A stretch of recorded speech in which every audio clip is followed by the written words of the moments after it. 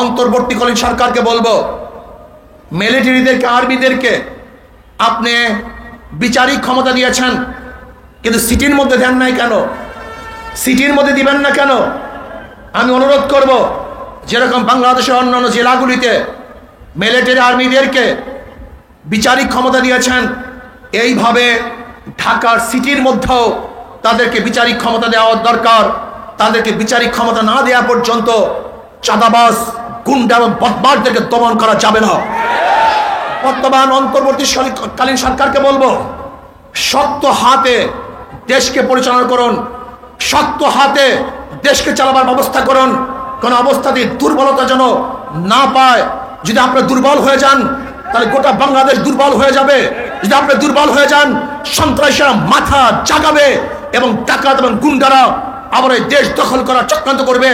এর জন্য আমি বলবো, অন্তর্বর্তীকালীন সরকার শক্ত হাতে, সাহসিকতার সাথে বাঘের মতো দেশ চালাতে হবে।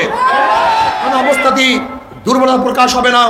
আর অন্তর্বর্তী সরকারকে বলবো, যেই সমস্ত জায়গাগুলিতে সংস্কার করার জন্য আপনি প্রতিনিধি নিয়োগ করেছেন, খবরদার প্রত্যেকটা সংস্কারের মধ্যে এদেশের সংখ্যাগরিষ্ঠ মুসলমানদের প্রতিনিধি আলেমদেরকে থাকতেই হবে। অবশ্যই আলেমদেরকে রাখতে হবে। আপনি সংবিধান সংস্কার করার জন্য যেই ব্যক্তিকে নিয়োগ দিয়েছেন, জানি না প্রথম যার নাম আসছে তাকে পরিবর্তন করার পর আরেকজনকে কেন দিয়েছেন? তিনি আমেরিকাতে থাকেন, আমেরিকার কৃষ্টি কালচারে বড় হয়েছেন। আমি বলবো, সেই কমিটির মধ্যে এই মাটি ও মানুষের অবস্থা বুঝে, এই দেশের নারী বুঝে এমন আলেমদেরকে, জ্ঞানী ব্যক্তিদেরকে সংবিধান সংস্কারের যদি সদস্য বানানো না হয়, তাহলে বাংলাদেশ আবারও ভুল করবে। এর জন্য যত জায়গাতে সংস্কারের জন্য প্রতিনিধি নিযুক্ত করেছেন, প্রত্যেকটা কমিটির মধ্যে আলেমদেরকে থাকতে হবে, যারা আল্লাহওয়ালা, খোদাবিরু, দেশপ্রেমিক, বিদেশে যাদের বিদেশের সাথে যাদের নারীর সম্পর্ক নাই, এই দেশ, এই মাটি ও মানুষের সাথে যাদের নারীর সম্পর্ক, এরকম বিজ্ঞ আলেমদের দ্বারা কমিটি করার আগ পর্যন্ত কোনো কাজই, কোনো সংস্কারই সুন্দর হবে না। আর আমরা চাই আগামী নির্বাচন পিআর সিস্টেমে সংখ্যানুপাতিক হারে নির্বাচন হবে, যেখানে মার্কায় ভোট দিবে। কিসে ভোট দিবে?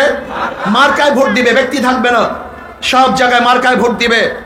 যেই মার্কায় যত পার্সেন্টেজ পাবে, ওই পার্সেন্টেজ অনুযায়ী তাদের সদস্য সংসদে যাবে। ধরে নেন, হাত পাখা মার্কায় যদি 30% ভোট পায়, তাহলে 100 থেকে 30 জন সংসদ সদস্য তারা পাবে। ধরে নেন এরকম ভাবে যেই মার্কায় যত পার্সেন্টেজ ভোট পাবে, ওই মার্কার অতগুলি প্রতিনিধি পাবে। তাহলে কি হবে? কোনো গুন্ডা এবং পেশি শক্তি, কালো টাকা দিয়ে কেউ ভোট ক্রয় করতে পারবে না। 80% দুর্নীতি এমনিতেই দূর হয়ে যাবে। এবং যেই মার্কায় যত পার্সেন্টেজ ভোট পাবে, ওই দল ভালো লোকগুলিকে সংসদে পাঠাবার চেষ্টা করবে। কাজে পিআর সিস্টেমে নির্বাচন, এইটি বাংলাদেশের জন্য সবচেয়ে ভালো, সবচেয়ে সুন্দর এবং সবচেয়ে নিরাপদ। আসুন, আগামী দেশ ইসলামের দেশ, আগামী দেশ মানবতার দেশ, আগামী দেশ জুলুম মুক্তির দেশ, আগামী দেশ সমস্ত মানুষের অধিকার প্রতিষ্ঠিতের দেশ। আল্লাহ আমাকে এবং আমাদের সবাইকে ইসলাম অনুযায়ী এই দেশ গড়ার তৌফিক দান করেন। আমা আলাইনা ইল্লাল বালাগ। আল্লাহুম্মা আমিন।